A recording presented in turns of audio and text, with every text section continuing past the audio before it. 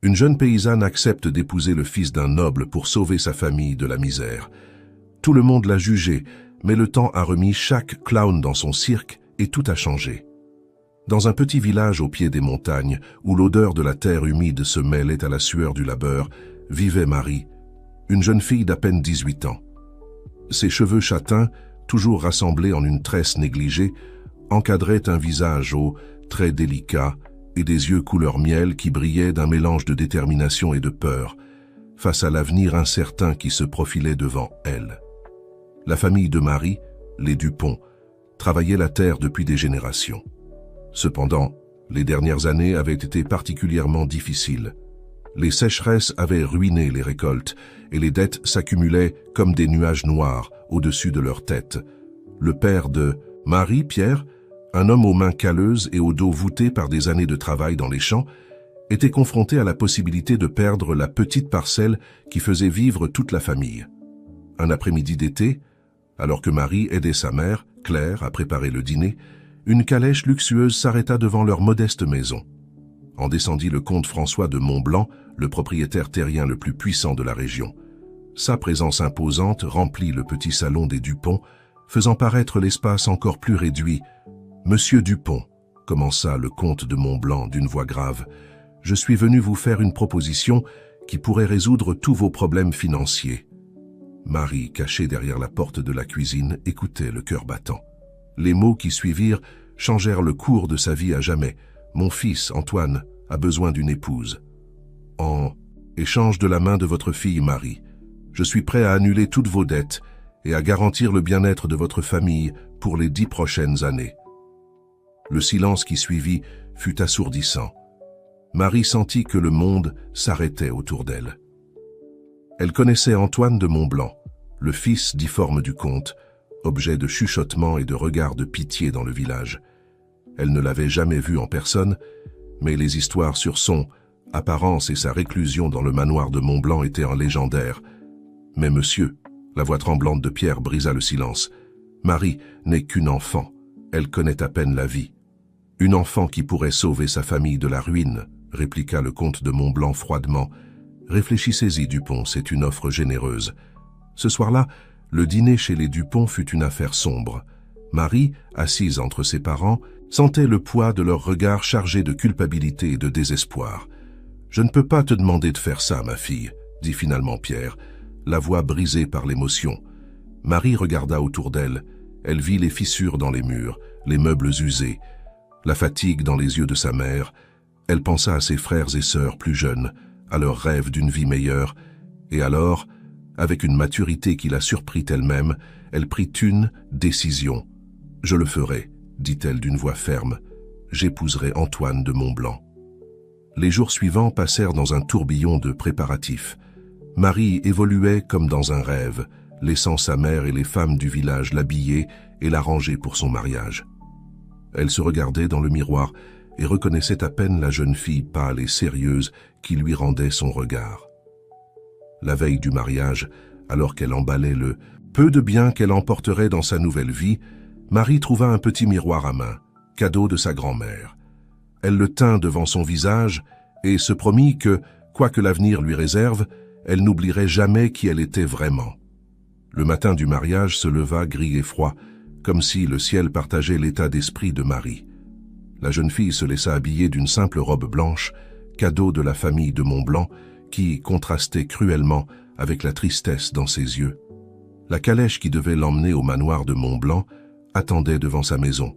Marie embrassa ses parents et ses frères et sœurs, essayant de graver dans sa mémoire chaque détail de leur visage, l'odeur de sa maison, le bruit du vent dans les arbres qu'elle avait connus toute sa vie. « Sois forte, ma petite », murmura sa mère en la serrant fort. « Souviens-toi toujours que le vrai courage est dans ton cœur. » Le voyage vers le manoir de Montblanc fut court, mais pour Marie, il sembla durer une éternité.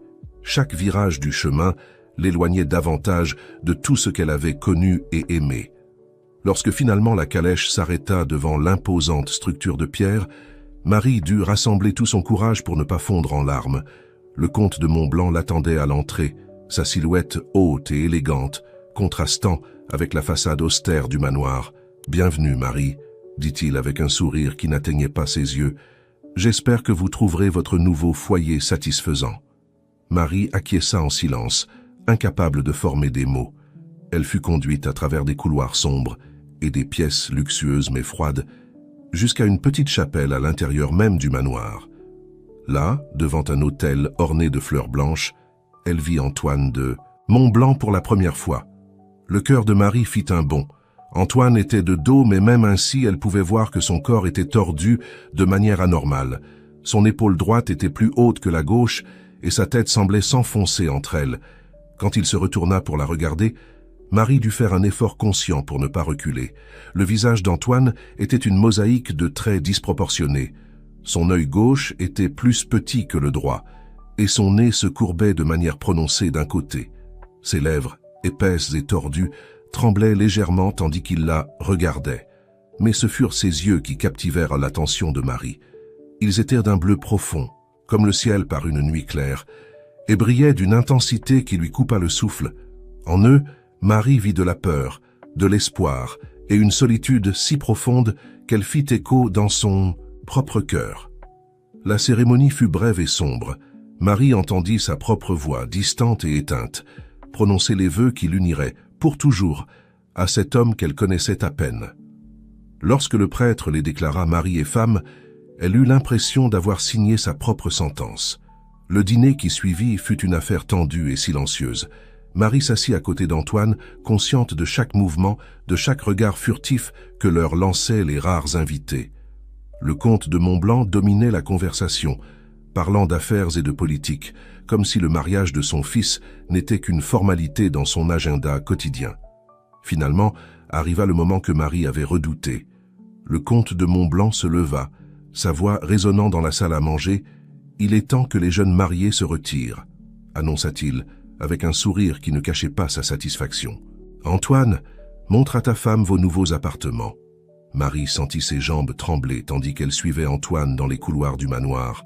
Le silence entre eux était pesant, chargé d'attentes et de peurs non exprimées. Lorsqu'ils arrivèrent devant une grande porte en bois sculpté, Antoine s'arrêta, sa main tremblante sur la poignée. « Je » commença-t-il, sa voix rauque par le manque d'usage. « Je comprends, si tu préfères dormir dans des chambres séparées. » Marie le regarda, surprise par la douceur dans sa voix. Pendant un instant, elle vit au-delà de son apparence et reconnut en lui la même vulnérabilité qu'elle ressentait. « C'est notre nuit de noces, » répondit-elle doucement. « Nous partagerons la chambre comme on l'attend de nous. » Antoine acquiesça, un mélange de soulagement et d'anxiété traversant son visage déformé. Il ouvrit la porte et laissa Marie entrer en premier. La chambre était grande et luxueuse, dominée par un énorme lit à baldaquin. Marie resta debout au centre, soudain consciente de la réalité de sa situation. Elle était mariée, et on attendait d'elle qu'elle remplisse ses devoirs conjugaux. « N'aie pas peur, » dit Antoine en fermant la porte derrière lui. « Je ne ferai rien que tu ne veuilles pas. » Marie se tourna pour le regarder, une fois de plus surprise par la douceur dans sa voix. « Merci, » murmura-t-elle, sentant que les larmes qu'elle avait retenues toute la journée débordaient enfin. Antoine s'approcha d'elle, ses mouvements lents et prudents, comme s'il craignait de l'effrayer. Avec une tendresse qui contredisait son apparence brute, il leva une main et essuya doucement les larmes de Marie. « Je sais que je ne suis pas l'époux que tu aurais choisi, » dit-il, sa voix chargée d'une tristesse ancienne. « Mais je promets de te traiter avec respect et affection. Peut-être qu'avec le temps, nous pourrons trouver un peu de bonheur ensemble. » Marie le regarda dans les yeux, ses yeux bleus qui semblaient contenir un monde d'émotions. Et pour la première fois depuis qu'elle avait accepté ce mariage, elle sentit une lueur d'espoir. Les jours qui suivirent le mariage furent une période d'adaptation pour Marie. Le manoir de Montblanc, avec ses couloirs interminables et ses pièces somptueuses, ressemblait à un labyrinthe dans lequel elle craignait de se perdre. Chaque matin, en se réveillant, elle avait besoin de quelques secondes pour se rappeler où elle était et pourquoi Antoine, de son côté, semblait tout aussi mal à l'aise avec la nouvelle situation. Pendant la journée, il se voyait à peine. Il passait la plupart de son temps dans son bureau, s'occupant des affaires de la famille, tandis que Marie errait dans la maison. essayant de trouver sa place dans ce nouveau monde. Les nuits étaient une affaire tendue. Ils partageaient le lit comme on l'attendait d'un couple marié, mais un abîme invisible semblait les séparer. Antoine se couchait toujours après elle et se levait avant l'aube, comme s'il craignait que Marie ne doive affronter sa difformité à la lumière du jour. Un matin, presque 2 semaines après le mariage, Marie décida qu'il était temps de briser ce schéma. Elle se leva tôt et se dirigea vers la cuisine, surprenant les domestiques qui n'étaient pas habitués à voir la nouvelle maîtresse de maison dans leur domaine. « Bonjour », salua Marie avec un sourire timide, « j'aimerais préparer le petit déjeuner pour mon mari. Pourriez-vous m'indiquer où se trouvaient les choses ?» La cuisinière, une femme robuste nommée Margot, la regarda avec un mélange de surprise et d'approbation. « Bien sûr, madame, ce sera un plaisir de vous aider. » Avec l'aide de Margot, Marie prépara un petit déjeuner simple mais copieux. Des œufs brouillés, du pain fraîchement cuit et une carafe de café chaud. Elle plaça le tout sur un plateau et, respirant profondément pour se donner du courage, se dirigea vers le bureau d'Antoine. Elle frappa doucement à la porte et attendit. Quelques secondes qui lui parurent une éternité s'écoulèrent avant qu'elle n'entende la voix rauque d'Antoine. « Entrez !» Marie entra, équilibrant soigneusement le plateau. Antoine était assis derrière un grand bureau en bois, entouré de livres et de papiers. Il la regarda avec surprise, ses yeux bleus s'ouvrant grands. « Bonjour !» dit Marie, essayant de faire sonner sa voix fermement. « J'ai pensé que nous pourrions prendre le petit déjeuner ensemble aujourd'hui. » Antoine la fixa pendant un moment, comme s'il ne pouvait pas croire ce qu'il voyait. Puis lentement un petit sourire se forma sur ses lèvres tordues. « Ce serait agréable », répondit-il, sa voix douce et chargée d'une émotion que Marie ne put identifier. Marie posa le plateau sur le bureau et s'assit en face d'Antoine. Pendant quelques minutes, ils mangèrent en silence, mais c'était un silence différent de celui des jours précédents. Il y avait une nouvelle aisance, une sensation que quelque chose avait changé. « C'est délicieux », dit finalement Antoine, regardant Marie avec une admiration sincère. « Je ne savais pas que tu cuisinais. » Marie sentit qu'elle rougissait sous son regard. « Ma mère m'a appris », expliqua-t-elle. « À la maison, nous aidions tous aux tâches. »« Ça doit être difficile pour toi, » dit Antoine après un moment. « Laisser tout derrière toi et venir ici. » Marie le regarda, surprise par la compréhension dans sa voix. « Ça l'est, » admit-elle. « Mais je sais aussi que c'était nécessaire, ma famille. »« Je sais, » l'interrompit doucement Antoine. « Et je veux que tu saches que j'apprécie ton sacrifice. Je sais que je ne suis pas ce qu'une jeune femme comme toi aurait choisi. » Marie sentit quelque chose remuer en elle face à la tristesse dans la voix d'Antoine. Sans réfléchir, elle tendit la main et la posa sur la sienne. « Peut-être que nous n'avons pas choisi cela, » dit-elle doucement, « mais nous sommes ici maintenant.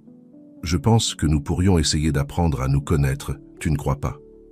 Antoine regarda leurs mains jointes, puis leva les yeux vers Marie. Dans ses yeux, elle vit une lueur d'espoir qui fit écho dans son propre cœur. « J'aimerais beaucoup, » répondit-il avec un sourire timide. À partir de ce jour, quelque chose changea entre Marie et Antoine. Ils commencèrent à partager plus de moments ensemble. Marie se mit à accompagner Antoine dans son bureau, lisant pendant qu'il travaillait et l'aidant occasionnellement avec la correspondance. L'après-midi, ils prenaient le thé dans le jardin, parlant de leur vie, de leurs rêves et de leurs peurs. Marie découvrit que sous son apparence rude, Antoine était un homme intelligent et sensible. Il avait une passion pour la littérature qui rivalisait avec la sienne. Et ils se retrouvèrent bientôt à discuter avec animation de leurs livres préférés. Un après-midi, alors qu'ils se promenaient dans les jardins du manoir, Marie remarqua une zone négligée dans un coin éloigné. « Qu'y a-t-il là-bas » demanda-t-elle, pointant l'espace envahi par les mauvaises herbes. Antoine suivit son regard et son visage s'assombrit légèrement. C'était « le jardin de ma mère », expliqua-t-il. « Après sa mort, personne ne s'en est occupé. » Marie ressentit un pincement de tristesse face à la douleur évidente dans la voix d'Antoine. Sans réfléchir, elle dit « Nous pourrions le restaurer, si tu veux. J'avais l'habitude d'aider au potager à la maison. Ce ne serait pas difficile de nettoyer la zone et de planter quelques fleurs. » Antoine la regarda avec surprise, mais un petit sourire se forma sur ses lèvres. « Tu ferais ça ?» demanda-t-il, sa voix pleine d'une émotion que Marie ne put identifier complètement. « Bien sûr, » répondit Marie avec un sourire, « nous pourrions le faire ensemble. » Les jours suivants les trouvèrent travaillant côte à côte dans le jardin abandonné. Marie apprit à Antoine comment arracher les mauvaises herbes et préparer la terre pour les nouvelles plantes. Antoine, malgré son corps difforme, se révéla être un élève enthousiaste et dévoué. Un après-midi, alors qu'ils plantaient des roses, leurs mains se frôlèrent accidentellement. Marie sentit un courant électrique parcourir son corps et leva les yeux pour rencontrer ceux d'Antoine. Pendant un instant, le temps sembla s'arrêter alors qu'ils se regardaient fixement. Ce fut Antoine qui rompit le charme, détournant le regard avec un léger rougissement sur ses joues déformées. « Désolé », murmura-t-il, retournant à sa tâche. Marie resta à le regarder, confuse par l'intensité des émotions que ce simple contact avait éveillées en elle. Était-il possible qu'elle commence à ressentir quelque chose pour Antoine? Ce soir-là, alors qu'il se préparait à dormir, Marie remarqua qu'Antoine semblait plus nerveux que d'habitude. Finalement, quand ils furent tous les deux au lit, il se tourna vers elle. « Marie », commença-t-il. Sa voix à peine un murmure. « Je veux te remercier. »« Pourquoi ?» demanda-t-elle surprise. « Pour tout, » répondit-il. « Pour être gentil avec moi, pour ne pas me fuir, pour me faire sentir comme si j'étais plus que mon apparence. » Marie sentit son cœur se serrer face à la vulnérabilité dans la voix d'Antoine.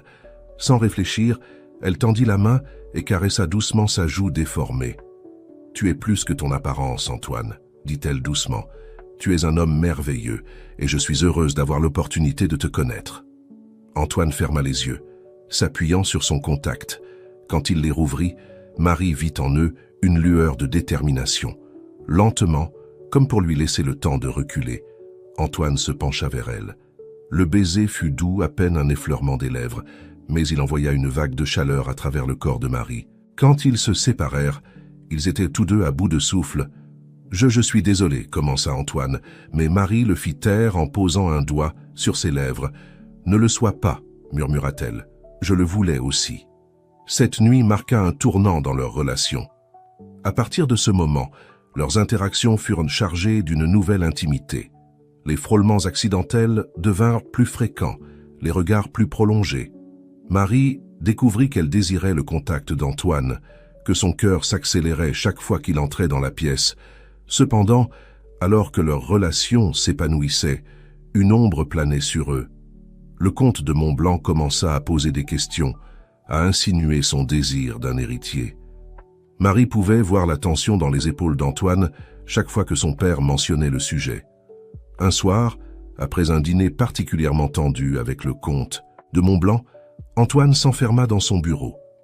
Marie le suivit, inquiète. « Antoine » appela-t-elle doucement, entrant dans la pièce. Elle le trouva, debout près de la fenêtre, sa silhouette se découpant contre la lumière de la lune. « Je ne peux pas te donner ce que mon père veut, » dit Antoine sans se retourner. « Je ne peux pas risquer de mettre au monde un enfant qui pourrait être comme moi. » Marie sentit son cœur se briser face à la douleur dans la voix d'Antoine. Elle s'approcha de lui et l'enlaça par derrière, appuyant sa joue contre son dos difforme. « Ça m'est égal, » murmura-t-elle. « C'est toi que je veux, Antoine, avec ou sans enfant. » Antoine se retourna dans ses bras, ses yeux brillants de larmes non versées. « Tu me veux ?» demanda-t-il, sa voix à peine audible. Marie réalisa à ce moment-là que c'était vrai, à un moment donné, sans qu'elle s'en rende. Compte, ses sentiments pour Antoine s'étaient épanouis en quelque chose de plus profond, de plus puissant. « Je t'aime », dit-elle, les mots sortant de sa bouche avec une certitude qui la surprit. Antoine la regarda fixement pendant un moment, comme s'il ne pouvait pas croire ce qu'il entendait. Puis, avec un gémissement étouffé, il l'attira vers lui et l'embrassa avec une passion qui leur coupa le souffle à tous les deux. Cette nuit-là, pour la première fois depuis leur mariage, ils se donnèrent complètement l'un à l'autre. Marie découvrit que le corps d'Antoine, malgré ses difformités, était capable d'éveiller en elle des sensations qu'elle n'avait jamais imaginées. Antoine, de son côté, la toucha avec une révérence qui parlait d'années de désir et de solitude. Quand ils s'endormirent finalement, enlacés l'un dans l'autre, ils sentirent tous deux que quelque chose de fondamental avait changé. Ils n'étaient plus deux étrangers unis par un mariage arrangé, mais deux âmes qui avaient trouvé en l'autre leur foyer. Les semaines suivantes furent comme un rêve pour Marie et Antoine. Leur amour, maintenant avoué et partagé, s'épanouit comme les roses dans leur jardin restauré. Chaque jour apportait de nouvelles découvertes, de nouvelles façons de montrer leur affection mutuelle. Marie trouva en Antoine non seulement un mari aimant, mais aussi un compagnon intellectuel. Ils passèrent des heures à discuter de livres, à partager des idées et des rêves.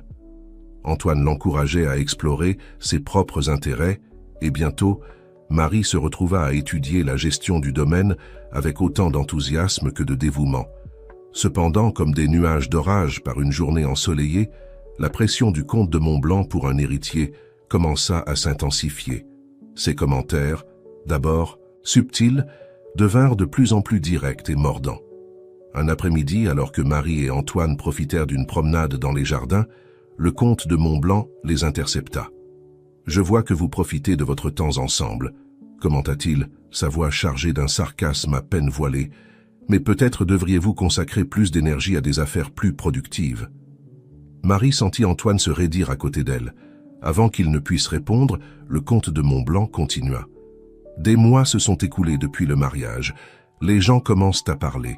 Nous avons besoin d'un héritier, Antoine, un fils qui assurera l'avenir de la famille de Montblanc. »« Père, » commença Antoine, la voix tendue. « Marie et moi... »« Je ne veux pas d'excuses, » l'interrompit le comte de Montblanc. « J'ai fait cet arrangement pour une raison. Si vous ne pouvez pas remplir votre devoir, peut-être devrais-je reconsidérer notre accord avec la famille Dupont ?» Sur ces mots, le comte de Montblanc s'éloigna, laissant Marie et Antoine dans un silence abasourdi. « Il ne peut pas faire ça, » murmura Marie, la peur serrant sa gorge. « Ma famille. » Antoine l'attira vers lui, l'enlaçant fermement. « Je ne le permettrai pas, » promit-il. « Nous trouverons une solution. » Cette nuit-là, alors qu'ils étaient allongés dans leur lit, le poids des paroles du comte de Montblanc semblait flotter entre eux. Marie pouvait sentir la tension dans le corps d'Antoine, la façon dont ses mains tremblaient légèrement lorsqu'il la caressait. « Antoine, » dit-elle doucement, se tournant pour le regarder dans les yeux, « que allons-nous faire ?» Antoine soupira profondément. « Je ne sais pas, » admit-il. « Une partie de moi veut te donner un enfant, Marie. Te voir porter notre bébé, ce serait un rêve devenu réalité, mais... » « Tu as peur ?» termina Marie pour lui. Antoine acquiesça, ses yeux brillants de larmes contenues. « Et si notre enfant naissait comme moi, je ne pourrais pas supporter de le voir souffrir, être rejeté comme je l'ai été. » Marie prit le visage d'Antoine entre ses mains, l'obligeant à la regarder. « Écoute-moi, » dit-elle fermement. « Si nous avons un enfant, nous l'aimerons inconditionnellement, peu importe comment il naîtra. Et s'il te ressemble, je l'aimerai encore plus, parce qu'il fera partie de l'homme que j'aime. » Antoine la regarda avec étonnement, comme s'il ne pouvait pas croire ce qu'il entendait. « Tu le penses vraiment ?» demanda-t-il, sa voix à peine un murmure. « De tout mon cœur, » répondit Marie. Cette nuit-là, ils firent l'amour avec une nouvelle intensité, comme s'ils voulaient être gravés dans leur corps la promesse qu'ils venaient de se faire. Et peut-être fut-ce cette nuit-là, ou peut-être une autre dans les semaines qui suivirent, mais bientôt Marie commença à remarquer des changements dans son corps.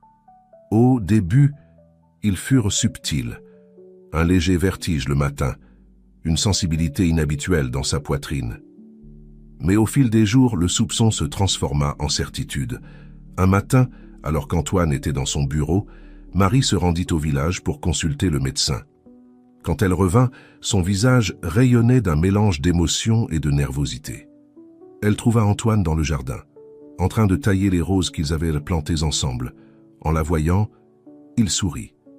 Mais son sourire s'effaça en remarquant son expression. « Marie, » dit-il, s'approchant d'elle avec inquiétude. « Que se passe-t-il? Tu vas bien ?» Marie prit ses mains dans les siennes, son cœur battant fort. « Antoine, » commença-t-elle, sa voix tremblant légèrement. « Je suis enceinte. » Le monde sembla s'arrêter un instant. Antoine la regarda fixement, ses yeux s'ouvrant grands. « Enceinte ?» répéta-t-il, comme s'il ne pouvait pas croire ce qu'il entendait. Marie acquiesça, les larmes commençant à couler sur ses joues. « Nous allons être parents, » murmura-t-elle. Pendant un moment, Antoine ne bougea pas, Puis avec un cri de joie, il la souleva dans ses bras et la fit tourner.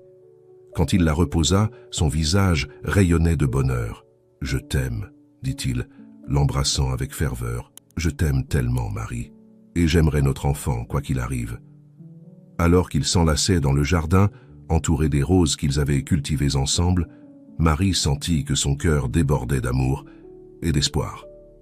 Peu importe ce que l'avenir leur réservait, ils affronteraient chaque défi ensemble. Cependant, même dans ce moment de joie, une petite ombre d'inquiétude se glissa dans son esprit. Comment le comte de Montblanc réagirait-il à la nouvelle? Et comment cet enfant affecterait-il leur dynamique familiale déjà compliquée? La nouvelle de la grossesse de Marie apporta avec elle un mélange d'émotions pour le jeune couple. D'un côté, il y avait la joie débordante d'Antoine, qui passait des heures à parler au ventre à peine gonflé de Marie, faisant des plans pour l'avenir. De l'autre, il y avait la peur constante de la réaction du comte de Montblanc et des complications possibles de la grossesse. Ils décidèrent de garder la nouvelle, secrète pendant un certain temps, au moins jusqu'à ce que Marie passe le premier trimestre. Cependant, cacher sa condition devenait chaque jour plus difficile, surtout avec les nausées matinales et les envies soudaines qui assaillaient Marie à toute heure. Un matin, alors que Marie se remettait d'un épisode particulièrement fort de nausées, elle entendit des voix animées provenant du bureau d'Antoine. Le cœur serré, elle s'approcha silencieusement de la porte entr'ouverte. « C'est inacceptable, Antoine !» La voix du comte de Montblanc résonnait de colère. « Des mois se sont écoulés, et il n'y a toujours aucun signe d'un héritier. Serais-tu incapable de remplir ton devoir d'homme ? Père, je vous en prie. » La voix d'Antoine était tendue mais contrôlée. « Marie et moi faisons de notre mieux. Ces choses prennent du temps. Du temps, c'est ce que nous n'avons pas, » rugit le comte de Montblanc. « Les gens parlent, Antoine. Ils se demandent si tu es vraiment capable d'engendrer un enfant. Certains suggèrent même que je devrais annuler ce mariage et te trouver une épouse plus fertile. » Marie sentit son sang se glacer. Annuler le mariage? La séparer d'Antoine? Non, elle ne pouvait pas permettre cela. Sans réfléchir, elle fit irruption dans le bureau. « Vous ne pouvez pas faire ça !» s'exclama-t-elle, les larmes aux yeux. Les deux hommes se tournèrent vers elle, surpris par son apparition soudaine.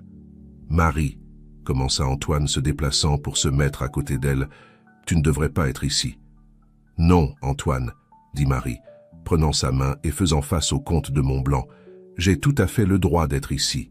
Il s'agit de notre mariage, de notre vie. » Le comte de Montblanc la regarda avec un mélange de surprise et de dédain. « Je comprends votre inquiétude, jeune fille, » dit-il froidement, « mais c'est une affaire de famille qui ne vous concerne pas. »« Elle me concerne plus que vous ne le pensez, » répondit Marie se redressant de toute sa hauteur, « parce que je suis enceinte. » Le silence qui suivit sa déclaration fut assourdissant. Télésomme. Comte de Montblanc la fixa, comme s'il ne pouvait pas croire ce qu'il venait d'entendre. « Enceinte » répéta-t-il finalement. « Est-ce vrai, Antoine ?» Antoine acquiesça, serrant la main de Marie. « Oui, Père Marie est enceinte. Nous allions attendre un peu plus longtemps pour l'annoncer, mais que c'est merveilleux !» s'exclama le comte de Montblanc, son visage se transformant en un sourire, un héritier pour la famille de Montblanc. « Nous devons faire une annonce officielle, organiser une célébration. » Tandis que le comte de Montblanc continuait à parler, faisant des plans grandioses, Marie et Antoine échangèrent un regard. La joie du comte de Montblanc était évidente, mais tous deux savaient que cette nouvelle apporterait avec elle de nouveaux défis. Dans les jours qui suivirent, le manoir de Montblanc fut plongé dans un tourbillon d'activités. Le comte de Montblanc, impatient d'annoncer l'arrivée de l'héritier, organisa une grande fête à laquelle il invita toute la haute société de la région. Marie se retrouva soudainement au centre de l'attention, entourée de femmes qui lui donnèrent des conseils non sollicités sur la grossesse et l'accouchement, et d'hommes qui félicitaient Antoine pour sa virilité. La jeune femme se sentait submergée et, souvent, cherchait refuge dans le jardin qu'elle avait cultivé avec Antoine. Ce fut lors d'une de ces escapades que Marie rencontra Margot, la cuisinière, qui la regardait avec une expression étrange. « Quelque chose ne va pas, Margot ?» demanda Marie, intriguée par l'attitude de la femme. Margot sembla hésiter un moment avant de parler. « Madame, commença-t-elle, sa voix à peine un murmure, il y a quelque chose que vous devez savoir. Quelque chose à propos de la mère de Monsieur Antoine. Marie sentit son cœur s'accélérer. Qu'est-ce que c'est, Margot? Tu peux me le dire? La cuisinière regarda autour d'elle, comme pour s'assurer que personne ne pouvait les entendre. La mère de Monsieur Antoine, elle a aussi eu des difficultés pendant sa grossesse. Le comte de Montblanc était obsédé par l'idée d'avoir un héritier parfait, il l'a beaucoup pressé, l'a fait se soumettre à toutes sortes de traitements. Marie écoutait, horrifiée, tandis que Margot poursuivait son récit. Apparemment, la pression et les traitements avaient été trop pour la santé fragile de la mère d'Antoine. Elle était morte peu après l'accouchement, laissant un bébé difforme et un mari consumé par la culpabilité et la déception. Le comte de Montblanc ne s'est jamais pardonné, conclut Margot. C'est pour ça qu'il est si intense avec l'histoire de l'héritier. Il veut se racheter, avoir une seconde chance. Marie. Elle devait lui raconter ce qu'elle avait découvert. Ils devaient affronter cela ensemble, Antoine. Commença-t-elle doucement, se tournant pour le regarder. Il y a quelque chose que je dois te dire à propos de ta mère. La révélation de Marie sur le passé de la famille de Montblanc tomba comme une bombe dans la vie d'Antoine. Au début, il refusa de le croire, accusant Marie d'inventer des histoires. Mais au fur et à mesure que les pièces s'emboîtaient, la douleur et la colère s'emparèrent de lui. « Comment a-t-il pu faire ça à ma mère ?» cria Antoine, arpentant furieusement la chambre. « Comment a-t-il pu risquer sa vie ainsi ?» Marie l'observait, le cœur serré, souhaitant pouvoir soulager sa douleur. « Antoine, ton père était aveuglé par son désir d'avoir un héritier. Cela ne justifie pas ses actions, mais ne le défends pas, » rugit Antoine, se tournant vers elle, les yeux pleins de larmes. « Toute ma vie, j'ai porté cette difformité, croyant que c'était une sorte de punition divine. Et maintenant, j'apprends que c'était à cause de l'obsession de mon père. » Marie s'approcha de lui, l'enveloppant dans ses bras. Antoine résista un moment avant de s'effondrer contre elle, ses sanglots secouant son corps difforme. « Je suis tellement désolé, mon amour, » murmura Marie, caressant son dos. « Mais maintenant nous le savons, nous pouvons nous assurer que l'histoire ne se répète pas. » Antoine s'écarta légèrement, la regardant avec un mélange d'amour et de peur. « Marie, s'il t'arrivait quelque chose à cause de moi, à cause de cette grossesse, il ne m'arrivera rien, » affirma Marie avec conviction. « Nous sommes plus forts ensemble, Antoine. Nous affronterons cela en équipe. » Les jours suivants furent tendus au manoir de Montblanc. Antoine évitait son père. S'enfermant dans son bureau, ou passant des heures dans le jardin avec Marie le comte de Montblanc, inconscient de la tempête qui se préparait, continuait à faire des plans grandioses pour la naissance de l'héritier. Ce fut lors d'un dîner familial que tout éclata. Le comte de Montblanc parlait avec enthousiasme des meilleurs médecins de la capitale, suggérant que Marie devrait se soumettre à une série de traitements pour assurer une grossesse saine. « Après tout, » dit le comte de Montblanc en levant son verre, « nous devons faire tout notre possible pour garantir que le bébé naisse parfait. » Antoine se leva brusquement, sa chaise tombant au sol dans un fracas. « Comme vous l'avez fait avec ma mère ?» demanda-t-il, sa voix tremblant de rage. Le comte de Montblanc pâlit. « De quoi parles-tu, mon fils ?» demanda-t-il, essayant de garder son sang-froid. « Ne m'appelez pas votre fils, » cracha Antoine. « Pas après ce que vous avez fait à ma mère. Comment avez-vous pu risquer sa vie ainsi? Comment avez-vous pu la soumettre à ces traitements en sachant qu'il pourrait la blesser ?» Le silence qui suivit fut assourdissant. Le comte de Montblanc regardait son fils avec un mélange de choc et de honte. « Antoine, » commença-t-il, sa voix brisée.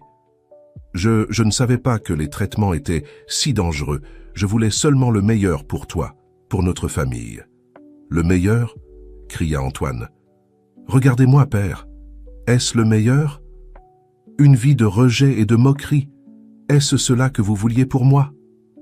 Marie se leva, se plaçant aux côtés d'Antoine et prenant sa main. « Comte de Montblanc, » dit-elle fermement. « Nous comprenons que vos intentions étaient bonnes, mais nous ne pouvons pas répéter les erreurs du passé.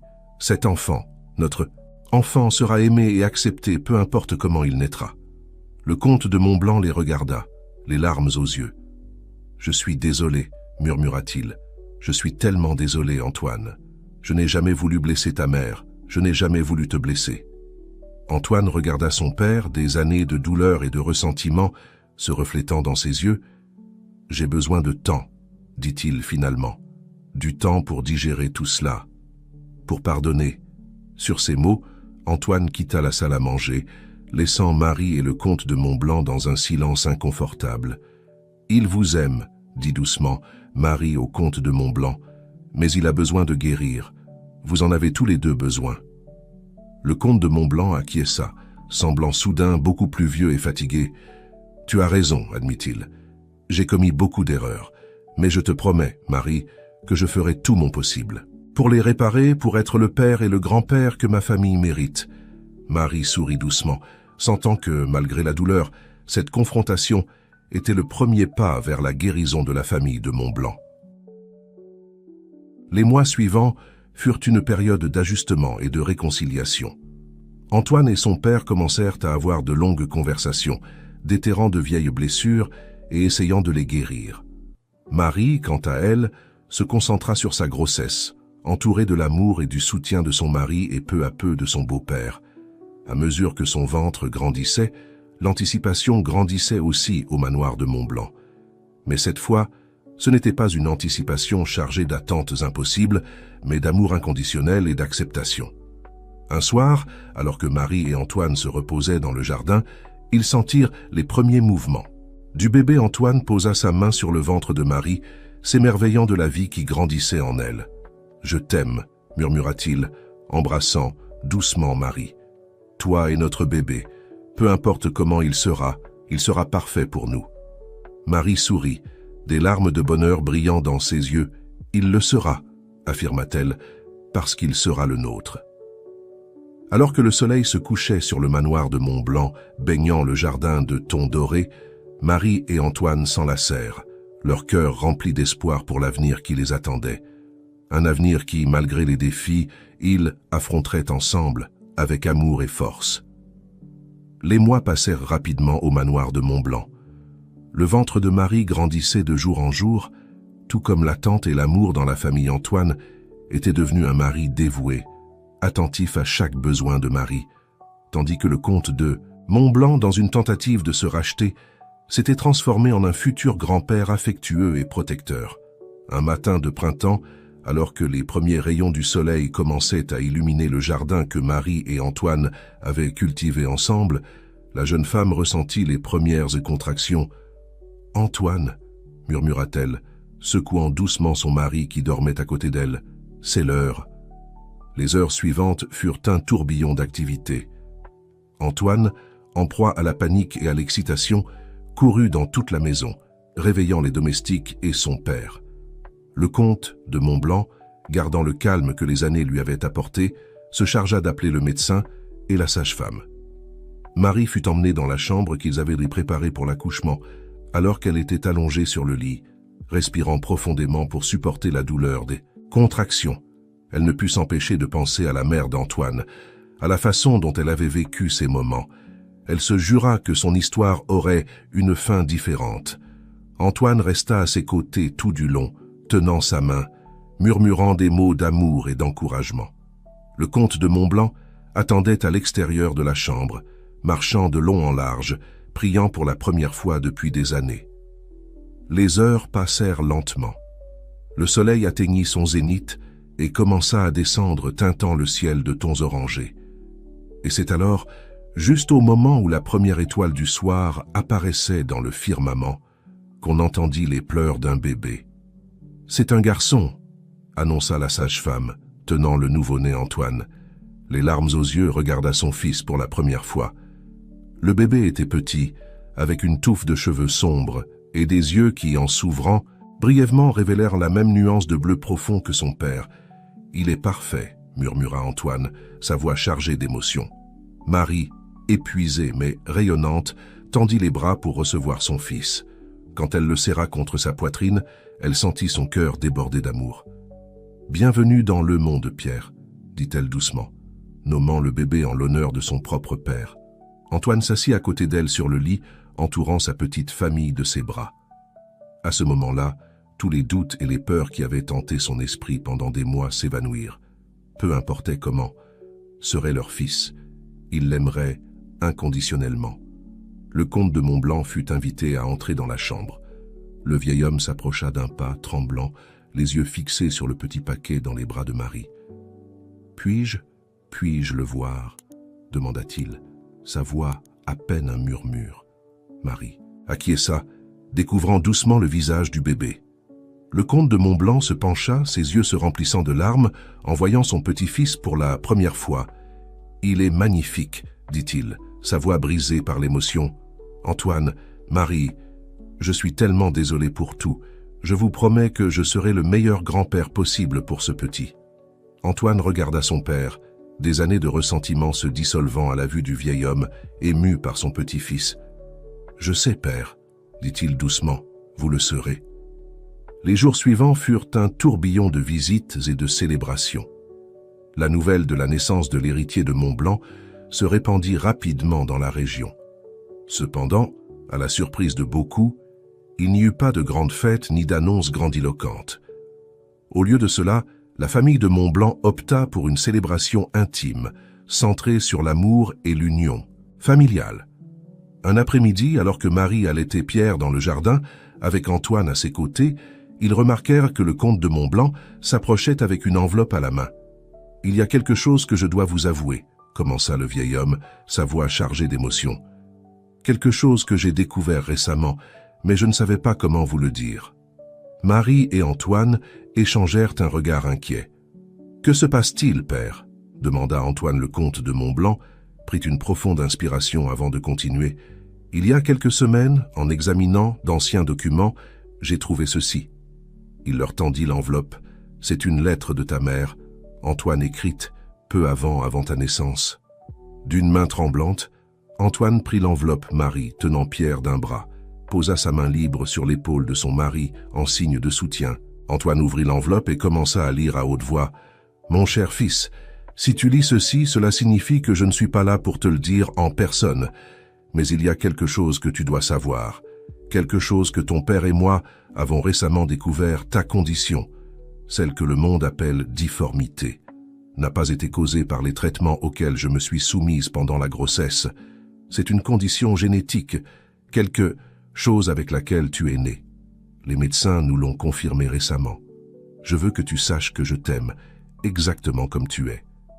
Tu es parfait à mes yeux, et je sais que tu seras un homme merveilleux. Ne laisse pas le monde te dire le contraire. Et si un jour tu as tes propres enfants, n'aie pas peur. Cette condition n'est pas héréditaire. Tes enfants naîtront en bonne santé, libres des fardeaux que tu as dû porter. Je t'aime, mon petit. Je serai toujours avec toi, maman. » Le silence qui suivit la lecture de la lettre fut profond. Antoine regardait le papier dans ses mains, des larmes coulant librement sur ses joues. « Je ne le savais pas, » dit le comte de Montblanc, la voix brisée. « J'ai trouvé la lettre il y a peu de temps, et je ne savais pas comment vous le dire, Antoine, mon fils. Je suis tellement désolé.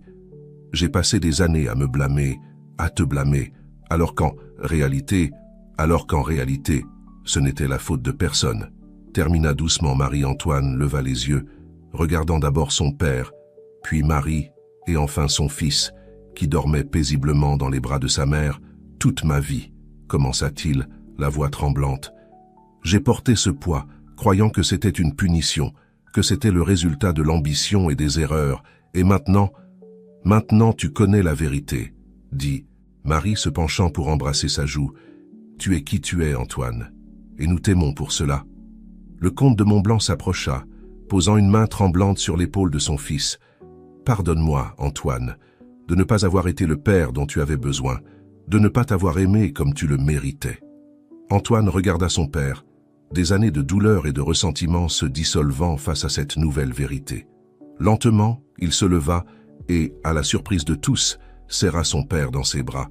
« Je te pardonne, père, » murmura-t-il, « et j'espère que tu pourras me pardonner aussi. » Alors que père et fils se réconciliaient, Marie regarda son petit Pierre. Le bébé ouvrit les yeux, la regardant avec cette innocence pure des nouveau-nés.